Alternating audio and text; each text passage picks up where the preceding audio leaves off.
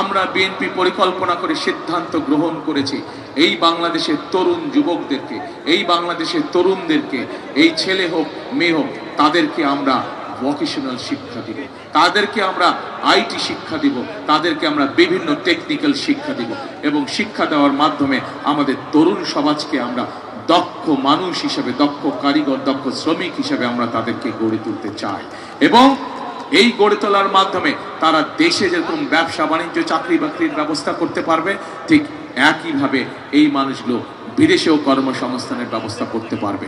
এবং আমরা জানি এখানেও বহু মানুষ আছেন যাদের আত্মীয় স্বজন, বন্ধু বান্ধব, ভাইরা বিদেশে আছে এবং বহু মানুষকে আমরা দেখেছি যারা প্রবাসীরা বিদেশে যান, বিভিন্ন দেশে যান, কর্মসংস্থানের ব্যবস্থা করে তাদেরকে যাবার আগে অনেক সময় পরিবারের জমি ঘর বিক্রি করতে হয় যাবার অর্থ সংস্থান করার জন্য।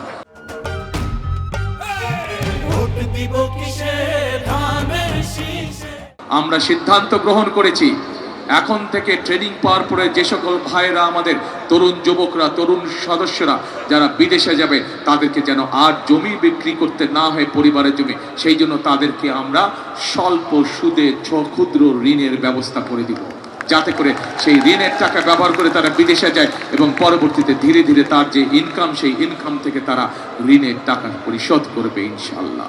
প্রিয় ভাই বোনেরা, আমরা দেশের মানুষকে চিকিৎসা ব্যবস্থা পৌঁছে দিতে চাই তাদের ঘরে ঘরে, বিশেষ করে গ্রামগঞ্জ শহর সকল জায়গায় আমরা সিদ্ধান্ত গ্রহণ করেছি সমগ্র বাংলাদেশে আমরা 1 লক্ষ স্বাস্থ্যকর্মী নিয়োগ করব। এই স্বাস্থ্যকর্মীর লক্ষ্য বা উদ্দেশ্য কি? এই স্বাস্থ্যকর্মীর লক্ষ্য উদ্দেশ্য থাকবে বিশেষ করে সেটি শহরই হোক, বিশেষ করে সেটি গ্রামই হোক, আমাদের মা বোন যারা আছে, শিশুরা যারা আছে, অধিকাংশ সময় তাদের পক্ষে হাসপাতাল যাওয়া সম্ভব হয় না, চিকিৎসা সুবিধা নেওয়া সম্ভব হয় না। এই মানুষগুলো তাদের কাছে যাবে, যে সকল অসুখ বিসুখ ঘরে বসে চিকিৎসা দিয়ে ঠিক করে ফেলা যায়, মা বোনদেরকে, শিশুদেরকে তারা ঘরে বসে চিকিৎসা দিয়ে এই মানুষগুলোকে তারা সুস্থ করে তুলবে। এখন প্রিয় ভাই বোনেরা, এতক্ষণ সংক্ষেপে আমি আপনাদের সামনে আমাদের কর্ম পরিকল্পনাগুলো তুলে ধরলাম। একটি রাজনৈতিক দল হিসাবে আমাদের দায়িত্ব হচ্ছে দেশের মানুষের ভাগ্য পরিবর্তন করা। একটি রাজনৈতিক দল হিসাবে আমাদের লক্ষ্য হচ্ছে দেশকে সামনের দিকে এগিয়ে নিয়ে যাওয়া।